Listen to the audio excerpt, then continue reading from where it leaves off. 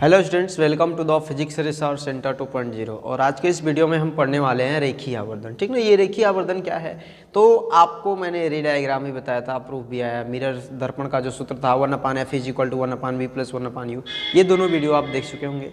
उसके बाद जो रेखीय आवर्धन है, ठीक ना, ये क्या चीज़ है तो जब आप दर्पण के सामने कोई वस्तु को रखते हैं तो वस्तु कुछ उसका प्रतिबिंब बनेगा, बड़ा बनेगा, छोटा बनेगा, वास्तविक बन सकता है, उल्टा बन सकता है। तो यहाँ पर आपके पास कंडीशंस आती हैं, ठीक। तो उस कंडीशन में जो रेखीय आवर्धन होता है उसे हम किस तरीके से मेजर करते हैं। सबसे पहले तो यदि मान लेते हैं कि कोई वस्तु है, ठीक ना, दर्पण के सामने रखी है और उसकी जो लंबाई है ओ है, उसकी लंबाई ओ है और जो प्रतिबिंब की लंबाई है वो आई है। वस्तु की लंबाई ओ हो, प्रतिबिंब की लंबाई आई हो, तब यहाँ पर जो रेखीय आवर्धन होगा उसे स्मॉल m से डिनोट करते हैं और ये I/O होता है। I/O होता है, ये रेखीय आवर्धन कहलाता है। Small m = I/O। जब ये रेखीय आवर्धन कहलाता है तब यहाँ पर हमें कुछ फार्मूलास मिलता है, ठीक ना, क्योंकि इस फार्मूले की मदद से ही हम न्यूमेरिकल सॉल्व करते हैं। तो ये फार्मूला आता कैसे है, ये जो रेशियो होता है I/O = V/u, हमें यही प्रूफ करना होता है। ये क्या होता है, जब यदि क्लियर हो जाएगा तो आपको ये भी पता चलेगा न्यूमेरिकल कैसे लगते हैं। चलिए, ये आता कैसे है इस चीज़ पर थोड़ी सी चर्चा कर लेते हैं। और जब इस चीज़ पर चर्चा कर लेते हैं तो ये हमारा हो जाता है अवतल दर्पण।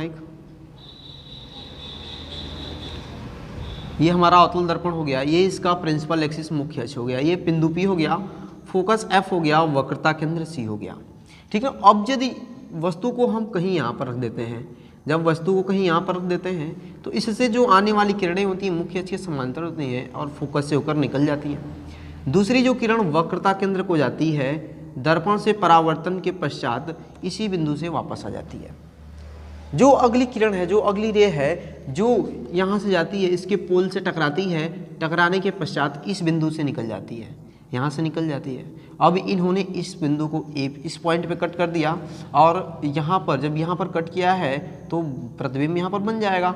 जो प्रतिबिंब बनेगा यहाँ पर, मान लेते हैं यदि A है यहाँ पर, B यहाँ पर है, ठीक ना, तो जो प्रतिबिंब बनेगा वो क्या बनेगा कि A' इधर बन जाएगा, B' इधर बन जाएगा। कुछ इस तरीके से प्रतिबिंब बनेगा। अब हमारे पास दो ट्रायंगल ले लेते हैं, ठीक ना। चलिए, सबसे पहले तो मैं बात करूँगा कि ये जो किरण है यहाँ दर्पण के ध्रुव से टकराई है, तो जब टकराई है यहाँ से जो सीधी रेखा जाती है, लंबवत जाती है, वो इसका अभिलंब हो जाता है, तो ये इसका आपतन कोण I होगा और ये इसका परावर्तन कोण R होगा। तो आपको परावर्तन के नियम में बताया जा चुका है कि आपतन कोण परावर्तन कोण के सदैव बराबर होता है, और जब सदैव बराबर होता है तो I बराबर में क्या होगा, R होगा। दूसरी चीज़ कि ये जो मुख्य अक्ष से प्रतिबिंब बन रहा है उसके परपेंडिकुलर लंबवत बन रहा है और यहाँ पर भी परपेंडिकुलर लंबवत बन रहा है, तो ये जो एंगल होने वाला है ये कोण जो होगा समान होगा। और जब कोण समान होगा तब मैं ये कह सकता हूँ कि ये दोनों त्रिभुज, दो त्रिभुज क्या होंगे, समरूप। जैसे मैं मान लेता हूँ, लिख देता हूँ त्रिभुज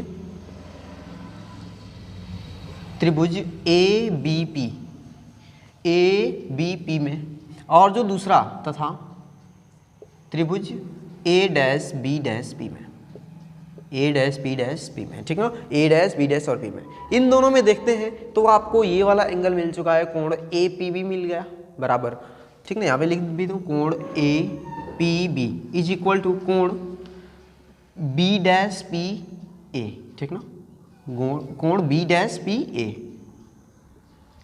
B'-PA', ठीक ना। अब यहाँ से ये जो एंगल नीचे वाला भी इक्वल होगा ऊपर वाला, जब ये इक्वल होगा तब ये क्या होगा, जो ट्रायंगल होगा ये दोनों त्रिभुज समरूप होंगे। और जब समरूप होंगे तब इनमें जो भुजाओं का अनुपात होता है वो सदैव इक्वल होता है, ठीक ना। जब इक्वल होता है तो मैं इसको इस तरीके से लिख सकता हूँ AB बटा में A'-B', AB = AB अपान में A'-B', सॉरी मैं गलती हो गया, ठीक है। अब चलिए इधर जो अब यहाँ पर AP है, क्या चीज़ है, लेंथ, अगली लेंथ AP है, और यहाँ पर तो क्या होने वाला है, AP हो जाएगा और नीचे क्या हो जाएगा, A'-P हो जाएगा।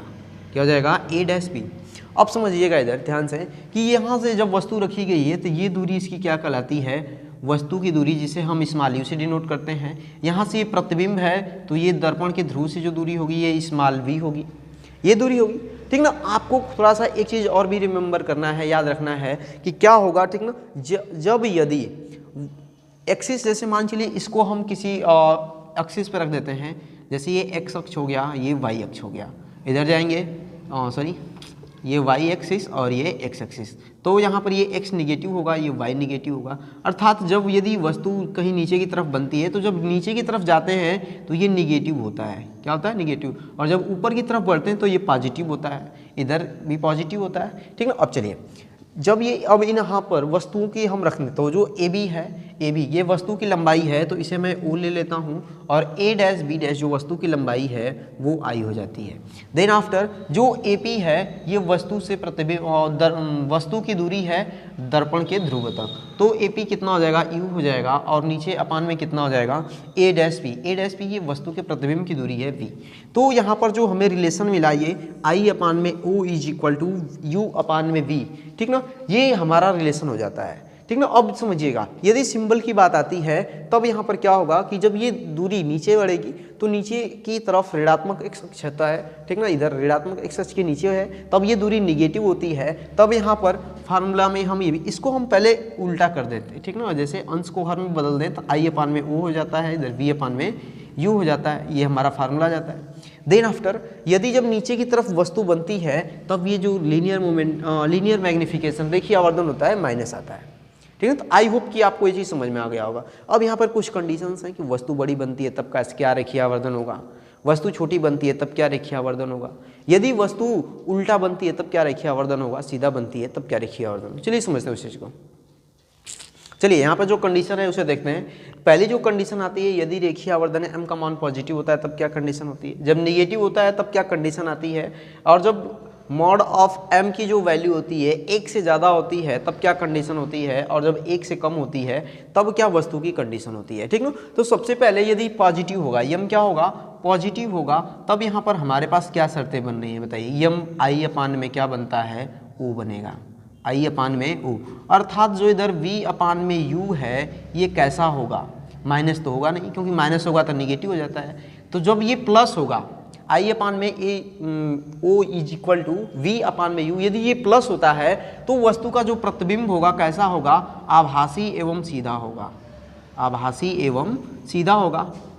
अर्थात आभासी कब होगा? तो जब मान के चलिए, और जो वस्तु का प्रतिबिंब है यदि इस तरीके का रखें प्रतिबिंब, तो इधर ही प्रतिबिंब बनेगा, लेकिन कैसा बनेगा? आभासी बनेगा, वर्चुअल। ठीक ना, इस तरीके का बनेगा। यदि नीचे की तरफ है तो इधर नीचे का छोटा बनेगा, प्रतिबिंब जो इसका होगा बड़ा सा बनेगा। ठीक ना, तो मतलब आभासी होगा और सीधा होगा एम की वैल्यू। लेकिन जब एम की वैल्यू निगेटिव होगा, ठीक ना, एम की वैल्यू क्या होगा? निगेटिव। और जब एम की वैल्यू निगेटिव होगा तब आई अपान में O is equal to minus v upon में यू होगा, माइनस वी अपान में यू होगा। और जब ये चीज़ यहाँ पर होगा तब आप उस चीज़ को समझिए कि जब ये माइनस आ रहा है तो माइनस तो हमारे फार्मूले के डेरिवेशन में भी आया था। कैसे आया था कि जो आई अपान में ओ था, ठीक ना, अभी जो हमने प्रूफ लिया माइनस आया था, तो क्यों आया था कि जो प्रतिबिंब बन रहा है एक्स अक्ष की तरफ नीचे है। ठीक ना, ऋणात्मक एक्स अक्ष और वाई अक्ष के बीच में है, तब वो क्या बना था? निगेटिव।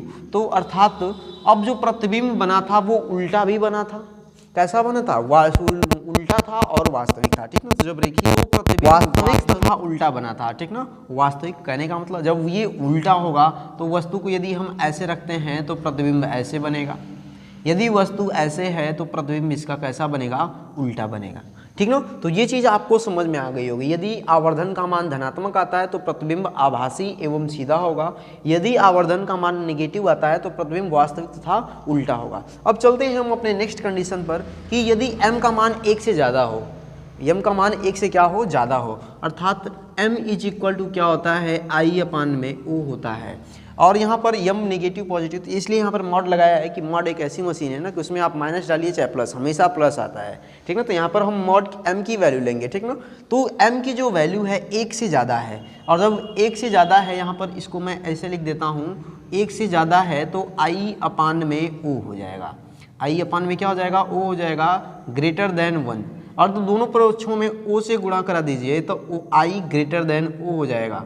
ठीक ना, जब ये i ग्रेटर देन ओ हो जाता है तो इसको आपको क्या निष्कर्ष मिलता है कि जो i की वैल्यू होने वाली है, ठीक ना, i की वैल्यू o से ज़्यादा है, अर्थात वस्तु छोटा था तो प्रतिबिंब बड़ा बन गया, वस्तु छोटा था तो प्रतिबिंब बड़ा बन गया। तो आप यदि आवर्धन का मान 1 से ज़्यादा है तो प्रतिबिंब कैसा बनेगा? वस्तु से बड़ा होगा, वस्तु से बड़ा होगा।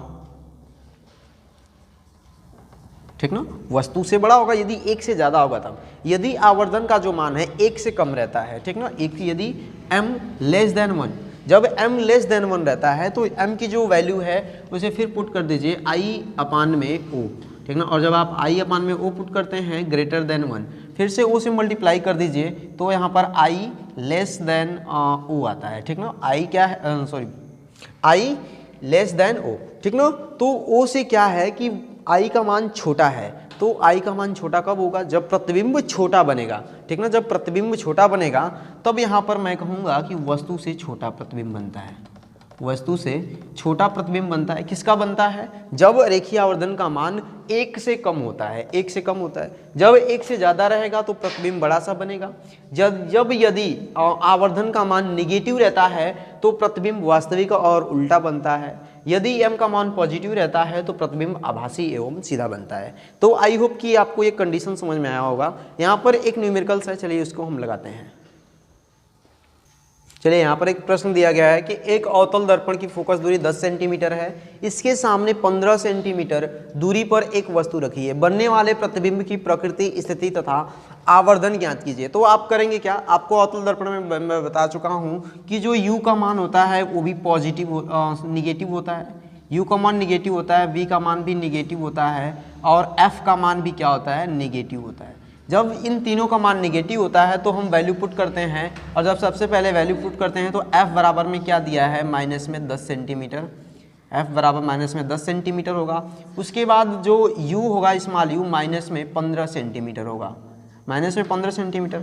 आपको v ज्ञात करना होगा, आपको v की वैल्यू कैलकुलेट करना होगा कि v की वैल्यू आएगी कितनी, तभी तो आप बनने वाले प्रतिबिंब की प्रकृति और स्थिति ज्ञात कर पाएंगे, ठीक ना। तो स्थिति ज्ञात करने के लिए आपको v का मान चाहिए और प्रकृति जानने के लिए अब v के मान कैसा है, क्या मिल रहा है, उस चीज़ को समझना पड़ेगा और आवर्धन ज्ञात कीजिए, ठीक ना। तो सबसे पहले हम मिरर का फार्मूला लगाते हैं, दर्पण का 1/f is equal to 1/v plus में 1/u, और जब वैल्यू पुट करते हैं तो ये 1/- में 10 हो जाता है is equal to 1/v plus 1/- में 15, ठीक ना। अब इस माइनस का मल्टीप्लाई तो ये माइनस हो जाता है 1/v माइनस में 1/में 15 इज इक्वल टू 1/में में 10। अब इसको इस साइड भेज दीजिए, 1/v इज इक्वल टू कितना, माइनस 1/में 10 प्लस में 1/में 15, और जब आप इन दोनों का एलसीएम ले लेंगे तो कितना आ जाएगा, ठीक ना। चलिए एलसीएम ले लेंगे तो आएगा कितना, 1/v इज इक्वल टू, ठीक ना। अब जब इसका क्रॉस मल्टीप्लिकेशन करा लीजिए तो माइनस में 15 प्लस में 10 और अपान में 150 हो जाएगा,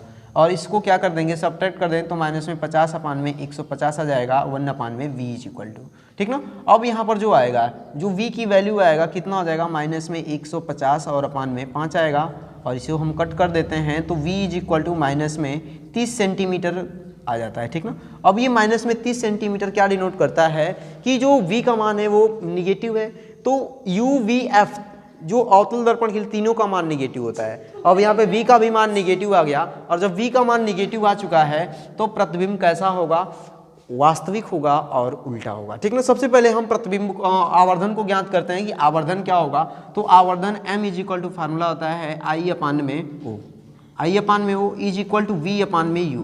तो अवतल दर्पण के लिए क्या होगा, ये भी माइनस है, ये भी माइनस है, तो माइनस से माइनस कट हो जाएगा, तो ये m की वैल्यू पॉजिटिव आ जाती है, तो m बराबर में होगा क्या चीज़, ठीक ना, वस्तु की दूरी 30 और प्रतिबिंब की दूरी 30 और अपान में वस्तु की दूरी 15, ठीक ना। माइनस और माइनस 3 कट जाएगा, तो m की वैल्यू जो आ जाती है 2 आ जाती है। तो आप बोलेंगे क्या, इसका सॉल्यूशन क्या होगा, अतः 10 सेंटीमीटर फोकस दूरी वाले अवतल दर्पण के सामने 15 सेंटीमीटर दूरी पर रखी वस्तु का वास्तविक और उल्टा तथा 2 गुना बड़ा प्रतिबिंब 30 सेंटीमीटर की दूरी पर बनता है। तो आई होप कि आपको ये क्वेश्चन समझ में आया होगा। आप बाकी क्वेश्चन अपने बुक से लगाइएगा।